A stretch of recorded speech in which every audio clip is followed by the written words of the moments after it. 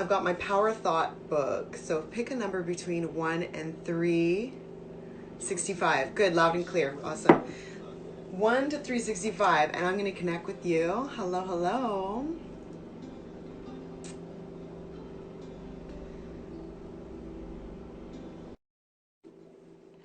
Woo! Waited for connection. Hi! Hey girl, how are Hey you? girl! Oh, look at that smile. You look gorgeous in that blue color. Holy shit. Bum! Thank you. I wore my kimono just for you because I know you like kimonos, right? You know what? I only have one kimono right now. Like a real authentic one. Well, this isn't a real authentic one. I made it myself years ago, so I Oh, just recovered. I just found it back on the treasure attic, but okay, so another fabulous. topic. You made that. Yeah. You are so fabulous. Okay. Before we start, we have so much to cover in 20 minutes. So pick your numbers between 1 and 365. I like to do this as I start. Ooh, I'll choose number 8. Number 8. All right. Yeah. Beautiful. Okay, so this is our power thought of the day. So let's take a deep breath. Good. And today, I allow my income to constantly expand, and I always live in comfort and joy. Wow. You do not want to see what is hanging on the wall here. Like, Something similar. yeah, Okay, so definitely. you've been focusing on some stuff. Yeah. Yeah, Okay. yeah. I did some desire mapping. Do you know Danielle Laporte? Yes. Okay, so I did that desire mapping, and my 6 desired feelings were joy, excitement, freedom, and effortless abundance. Incredible. So So, I how couldn't are you have this morning, my love? sayonara. Yes, for you it's morning, right? For me, it's morning. Good evening for you. Yeah. You're getting ready for Betty soon. Well, not yet. First, I'm going to do a sip and style party. I'm And so excited that you could join. Yes, yeah, of course. I'm so excited that you just invited me. I'm really happy absolutely. to be here. Um, Yeah. I see that you're so active in the community of thrifters, and your great videos, and you just express so much joy and passion towards your clothes, shopping your closet, Oh. creating fantastical looks from different periods, fusing them together. So, Mm-hmm. I'd love to hear, since you're in the Mm-hmm. Netherlands right now, you're born and raised. Yes. So I would love to hear your story. Like you were telling me that you were a fashion designer, and just your journey from that into the thrifted milieu. Yeah, well, to start at the very beginning, like many people over here, my passion for fashion was always there. Since the day I was born, I was playing with my Barbies. I dressed everything up. I styled every corner in the house. And I was always carrying around some type of fabric or color, whatever. So at very young age, I already knew that I wanted to open my own fashion boutique. So when I turned 21, I did. And Wow, it was, good yeah, for you. it was my passion. So, Yes. and we have a lot of entrepreneurs in the family. So it was only logical for me to open my own shop. And so I did. And it was a magical time. But Were you the here's the designer? but. No, no, I just opened a fashion boutique and I Okay. carried other brands. And that was exactly the problem because in the very first month, I discovered that with the brands I carried at that moment, I could not dress everybody. Like Yes. the brands that I carried, their size range was from a European size 36 to size 44. What year was this? So oh, we're talking in 1998. Right. They didn't Yeah, have as inclusive 1998. sizes back at that time, which is, At that time, there, I very because common. I'm not, it's not my size range, my personal size range, so I never gave it any thought, right? But what I did want to do from my heart was to let everybody enjoy fashion. Absolutely. And the moment I realized that I couldn't do that with the size, with the brands I carried at that moment, I was starting to think, well, wait a minute. I think the group that needs to be most seen and needs to be most in the spotlight are the people that are low in self-confidence and might think that they are not worth to be seen, right? So yeah, my creative brain started working, and the thing that I came up with then was open another store. So I did. A year later, I opened another store. And at that time, I don't know how it's called now, but at that time we called it plus sizes. And it was kind of like, it was kind of exclusive here in the Netherlands. There were not many shops that carried extended sizes. Right. So for me, that store was even more joyous than my regular sized boutique. Yes, because you were really giving it to the people who needed it the most. Yes, yeah. And you're offering. Yeah. I got my joy out of the expression on people's faces when they saw that they could be fashionable too.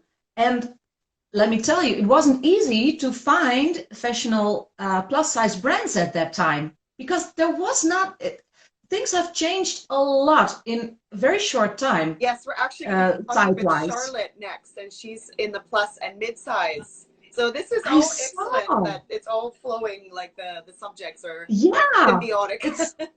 Yeah, it is. So you opened your shop. You opened your shop, and it was for plus size at the time. Yes.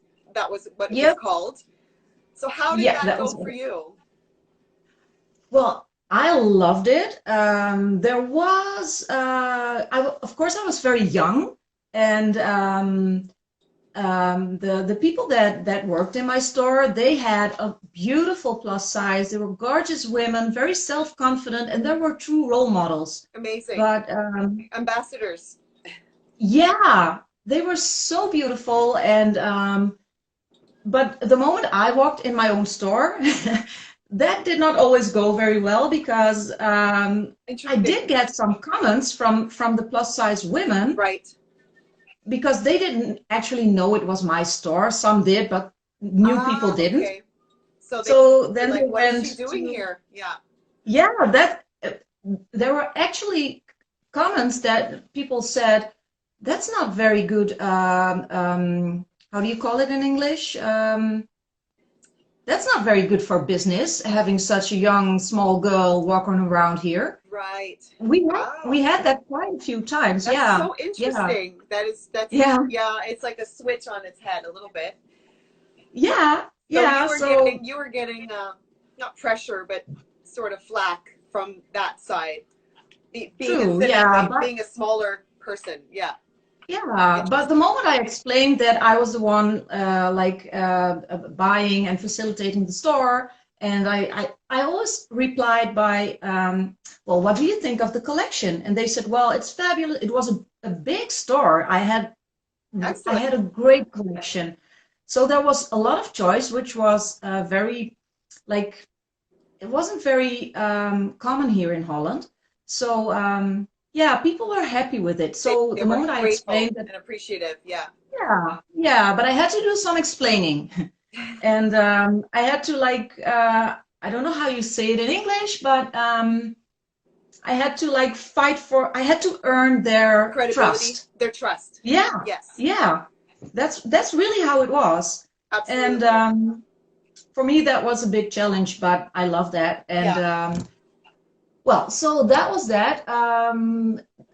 At some point, the crisis hit here in Holland very hard, and the financial people stopped 2008. Yeah. So people stopped buying clothes, and I had some personal situations going on, like the ending of a relationship.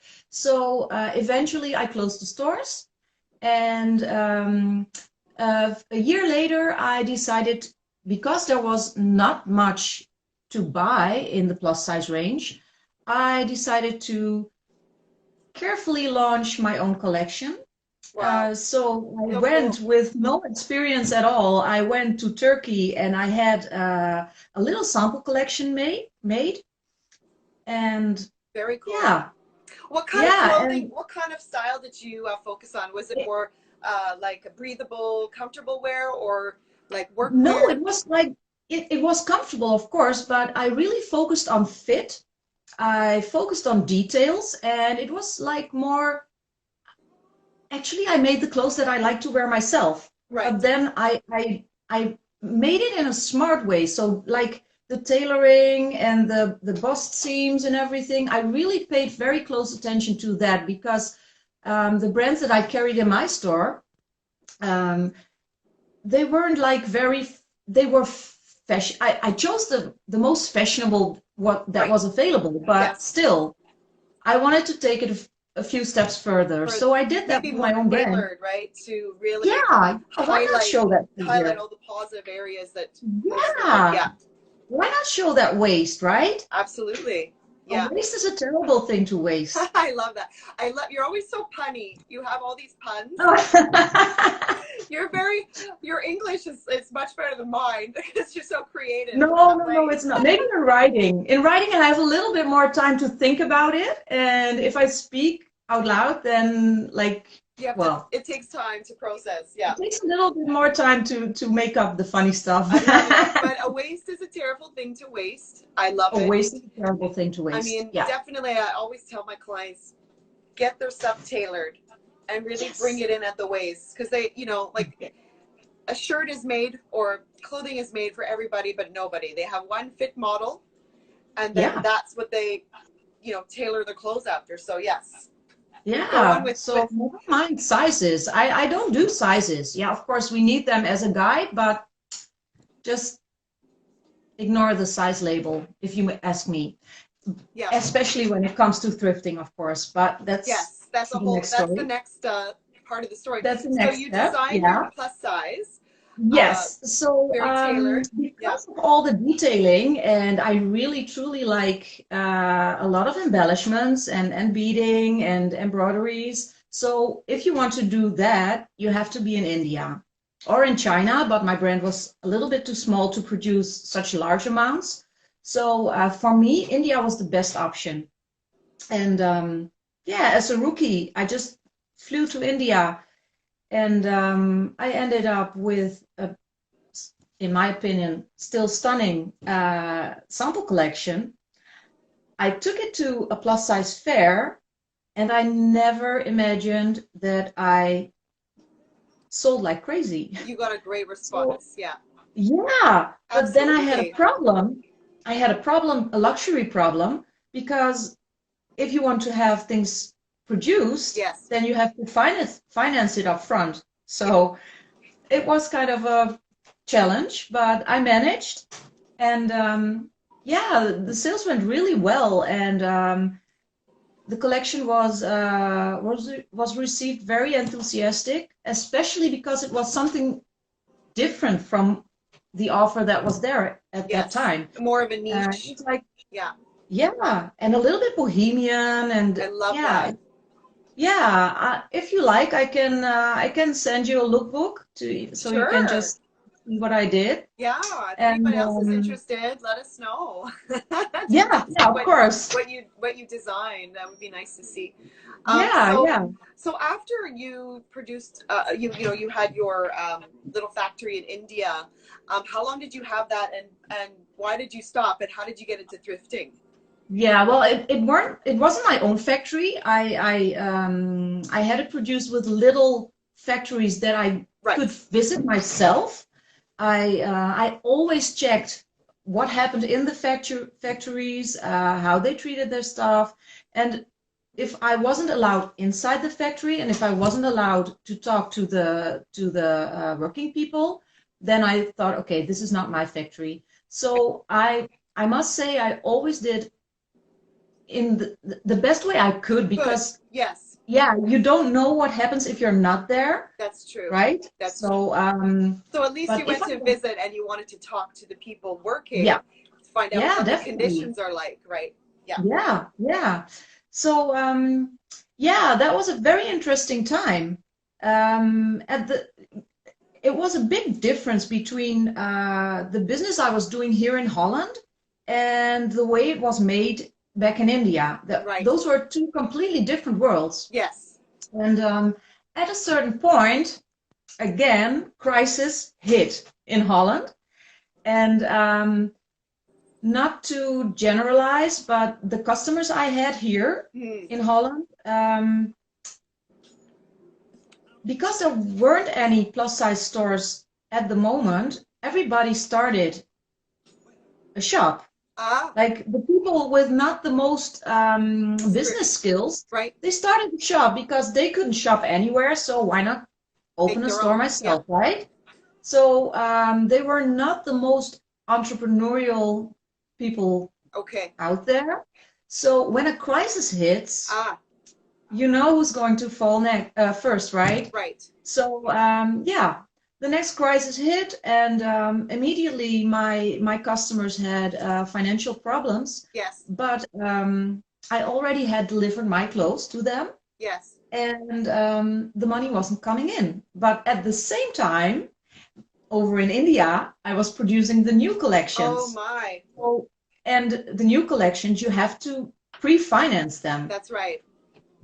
Yeah. There's not a factory in the world that goes to work for one person, you know. Yeah, so there was this huge financial gap, and that's when I started to fall out of love with the fashion industry. Okay. That's when I slowly started to realize there is something really wrong here.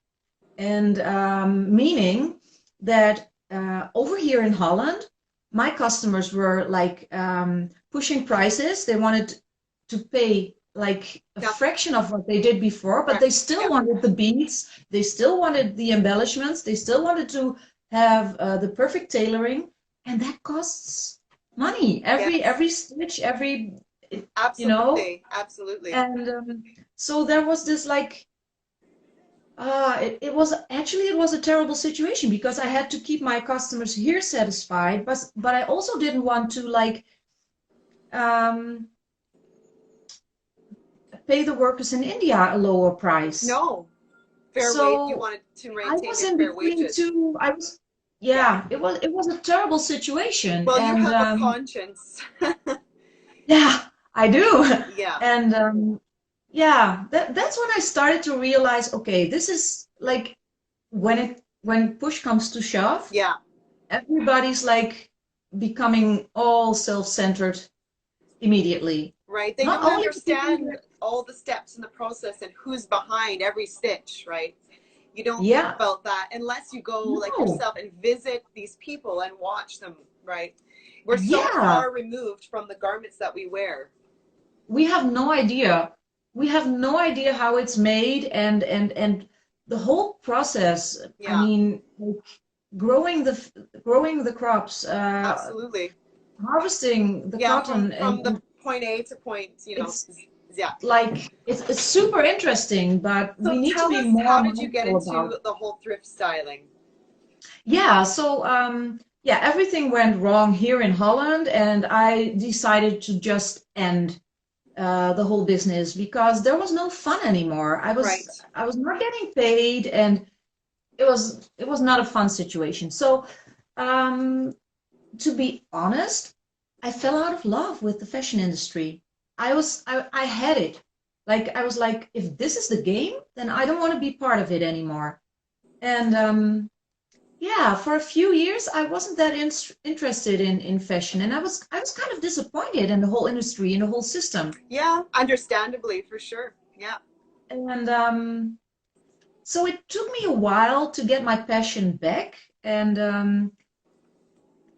there, of course, there was always this little fire, right? Always this little voice like, what can I do to enjoy fashion but not contribute to all the problems? So yeah, slowly I started to discover thrifting, of course, and to be honest, I always liked the more eccentric styles, the unique pieces. And well, when you go thrifting, especially the old vintage stuff, it's heaven. So Absolutely. Yeah. yeah, and that's kind of how I fell back in love with the fashion industry again. And I thought, okay, if I can enjoy it this way, then maybe it's not my job to produce more clothes or to Right. sell or You have an to have to appreciation for stimulate. style. Yeah. And dressing, Yeah, expressing. yeah. Yeah. It was truly, to be honest, it was an inner journey for myself to discover my true purpose. Maybe my true purpose wasn't producing or owning a Right. shop. Maybe my true purpose is explaining to people how they can be enjoying fashion in a considerate way, in a Yes. conscious way. Absolutely. That's So amazing. yeah, Because you had that experience firsthand. So I could see that, you got disillusioned by the whole, the industry, like really, like to produce such low cost garments and what goes into that. But it's amazing that now you have that passion again hmm, through thrifting, and yeah, you've always loved fashion. So maybe, like you said, it wasn't um, your purpose to maybe produce yes, more, but maybe help other women or other people discover their love yeah, and joy with dressing again. yeah. Because Yeah, when I owned my stores, that was always my biggest joy. yeah, When I saw these faces like lit absolutely. up and Yeah, the moment somebody realizes and looks in the mirror and realizes like, wow, I can wear that too. It makes me I a never complete thought I could person. feel this good and look this good. Yeah. So the transformative power that a garment has, that's true magic for me. Absolutely. And yeah, Oh, well, it's so good that to talk to you. I mean, time flew by so fast. It's already 11:20. We have wow. Charlotte I coming up. didn't We even should definitely do this again, of course. I Oh, totally forgot to sip. we have to sip. We got to And we cheers. didn't even dance. My old We coffee. didn't even You dance. know what? I put on The a dancing dancing shoes. really is for the energy of Saturday night. So we should have a Saturday night dress up party. Maybe the Oh, next great. one, and then we could definitely disco down in our outfits. Yeah, Yeah, and you that look would be so great. gorgeous. I mean, can we just see that kimono one more time? Okay, here we go. You look amazing. So, Wow. look at this. The It's got colors. I don't think it's even called a kimono. I heard it's called, it's Japanese. You did a show Something on, Makata? Somebody yeah, correct me if I'm wrong. I need to yeah. look it up. It is Somebody has absolutely got to so help us out beautiful. here. Thank you. Yes. Thank you. Well, cheers to you. Little sip. To you. And just one quick reminder, if people like to join our little fashion challenge, our little styling challenge we have got going on, it's called Style Two Two Ways. ways. And practically, you choose one item from your current wardrobe and you style it for spring, summer, and you do a look with the same item for autumn, winter. Autumn, Just winter. to challenge you to get more wear out of that one item and to Yes. get creativity flowing and everything. Yes, So if you want to join, rethink your items in your closet, how you could summarize it or winterize it, depending on the yeah, fabric. But there are ways, yeah, layering and all that. So I think it's a yeah, fabulous challenge, and it's very aligned with your purpose and your message right now. Wear your clothing, get a lot of wear out of it, but I'll still have fun and experiment. So check out yeah, Mirella's page. yeah. She's got some awesome videos on styling and all her challenges that she's done. And you're just such a fabulous lady. It was so wonderful chatting with you, as always. It was a pleasure. Thank you for having me. And next time And we'll do the the moment Saturday I night. wear this, I start doing this. This is so stupid. I never do this. Well, I mean, when you go to yoga class, this is Namaste. Yes. namaste. Yeah. So But this is thank more you so like much sayonara. for chatting today. I'm going to give you a Thank kiss. you for having me. Have a We'll great see you day. next time. You too. Have a great evening. Perfect. Okay. Ciao. Bye-bye. Bye-bye. All right. So Charlotte, I'm coming for you. It's really hard to keep my timing moving. So Charlotte is waiting for connection. Hey, hey. Hi. Hi, how are you? I'm so great. How are you? Good. I'm always so excited when it connects. I always do these little claps. That was such a lovely chat the two of you had. Oh, Mirella's fabulous. She gave me a little bit of her story before we've been texting on DM, so I really wanted her to share that with everybody. I thought it would be great, and it makes a lot of sense having you on as well. It just happened. Yeah, we just kind of like flowed right into it because I work as a plus size, mid size model. So, and I've had a lot of experience on behind the scenes, and I know how challenging it can be for designers that want to extend their size range. Like it would be their greatest heart's desire to fulfill that. Absolutely. But so I just wanted to introduce Charlotte is a plus size and mid size, right? You're both model, or you're mainly mid size? It's kind of a bit of a new term. Plus size has always been everything over a size 8, which is crazy, right?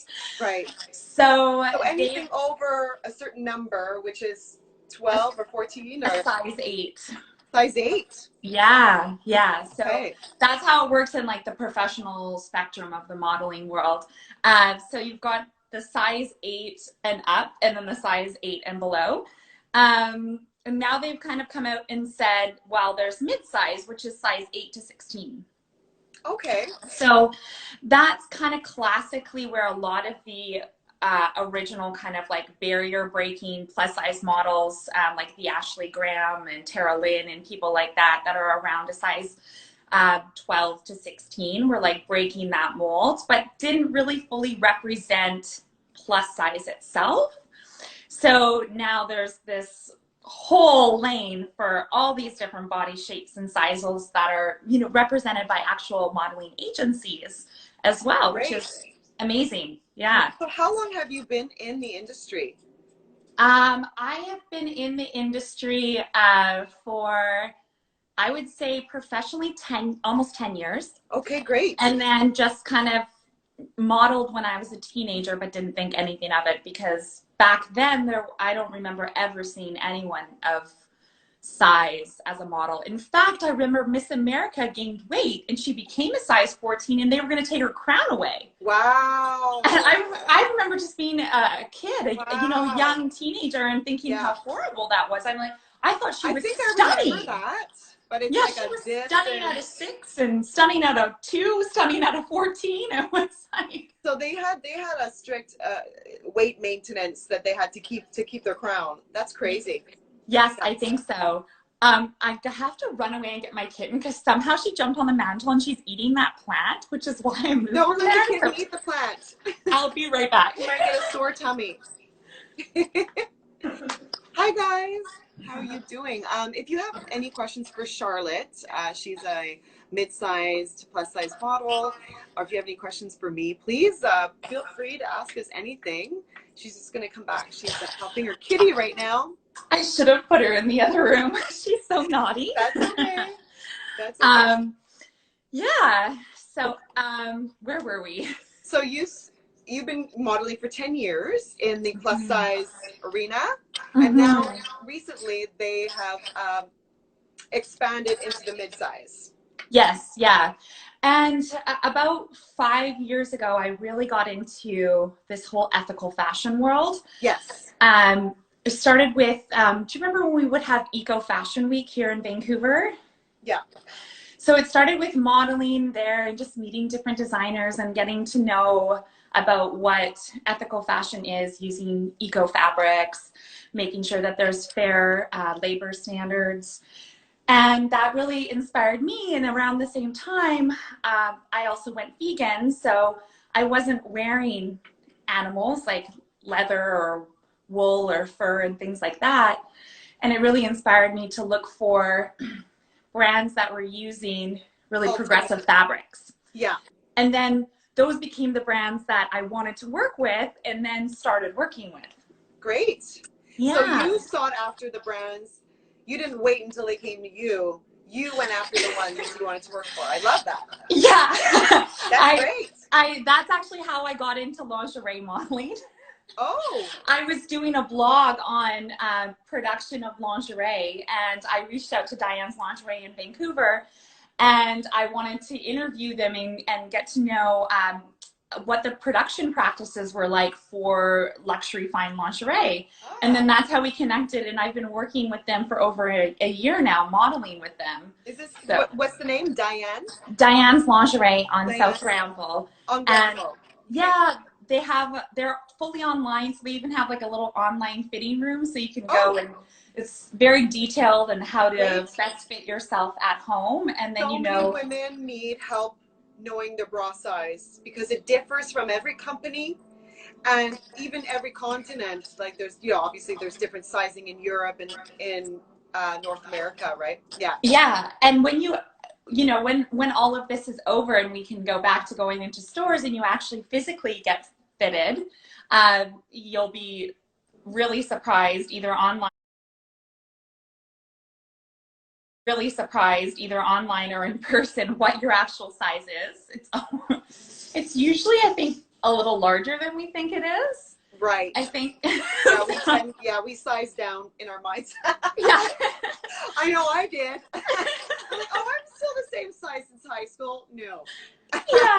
Then No. I got fitted. I'm not a C34 anymore. Yeah, but you know, it makes such a difference in the clothing that we wear to have a proper fitting bra and underwear. I mean, that goes without saying, lingerie.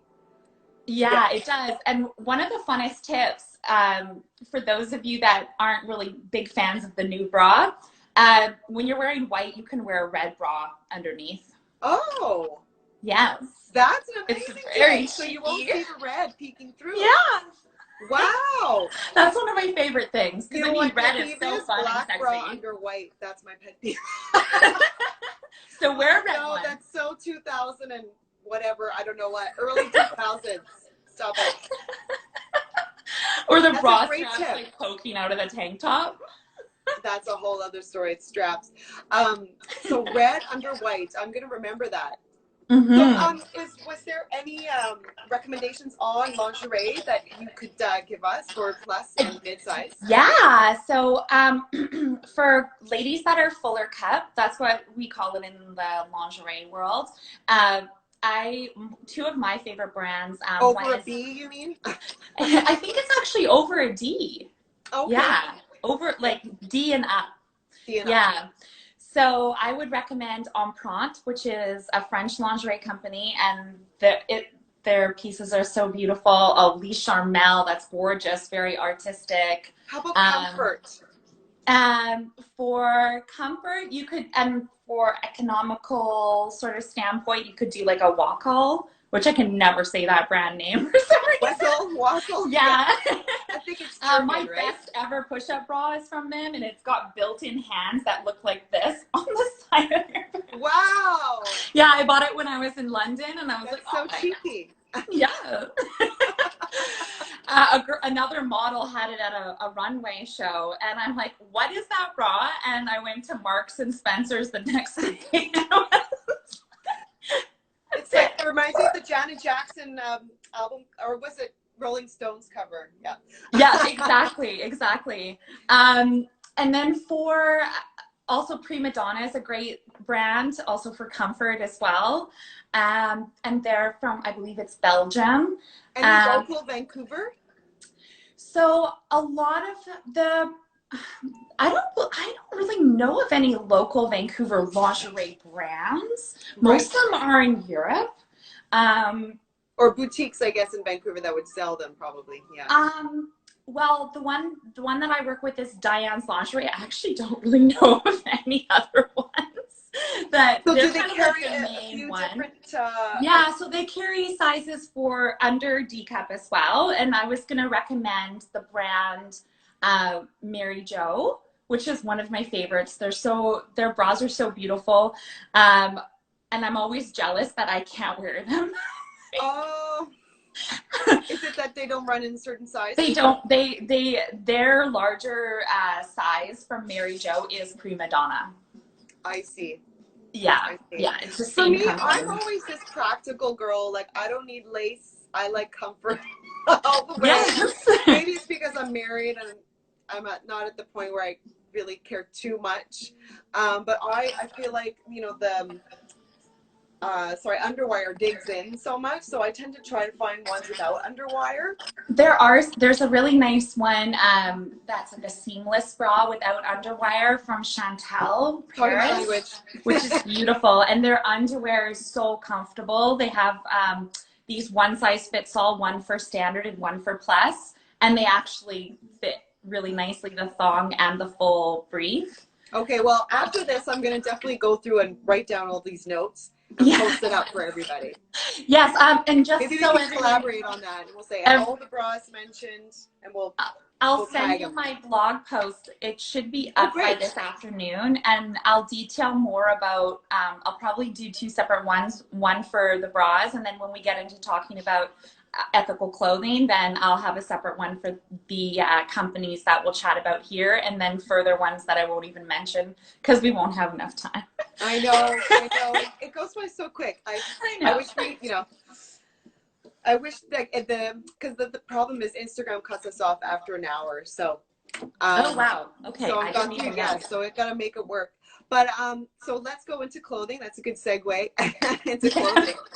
I'm trying to turn my volume up. I think you just got my big finger there in the camera. Sorry. I know it's so hard to do. Like I have this thing on the stand, and if I touch it, I'm afraid it's gonna fall off. Oh, I know. I was like, are my cats gonna chase each other and knock this whole stand over? Yeah. I mean, my first live, it fell off 3 times. So, you know. Hey, this is real life over here. This is, you know, this is all I could do with my phone. All right, so tell me about some ethical clothing and why you love them. Yeah, so let's start with Canada. There's a few brands that I really love in Canada, then we can jump to the US. There are some local companies right here in Vancouver that are doing amazing things. One with the fabrics that they choose to use. Some of the fabrics are, you know, made from recycled coffee grinds, bottles, recycled fishing nets. That's interesting. So that brand that I'm actually referencing is Laissez the Label. So like lazy, but like the French version of lazy. That's cute. I like that. And so what's the style like? Is it very athletic, very sporty? It's I'm actually wearing one of their jumpsuits right now. That's a jumpsuit? Look how cute. Very jumpsuit. Oh my God, I would live in that thing.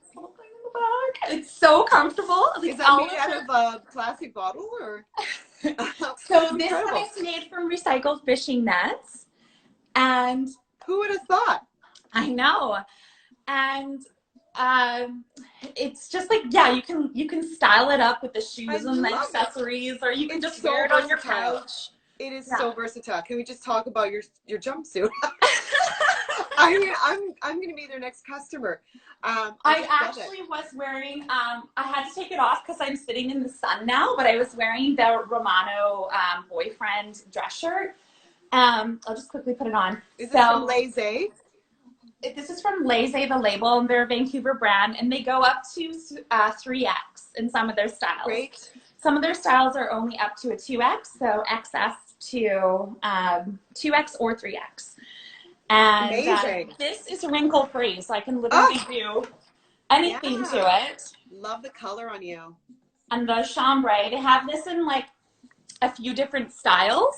So one with the little mini flat collar, and then a shorter version. I always get the long boyfriend blouses, so I can tie them up. You can do a lot with them. You can tie them. Yeah.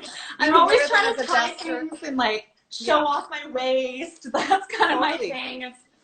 So yeah, I just love that you can like kind of ball it up, and that's perfect for me. I mean, I always get my stuff so wrinkled, and it's the color brings out your eye color too, which is lovely. Yes, the chambray is so pretty. Yeah.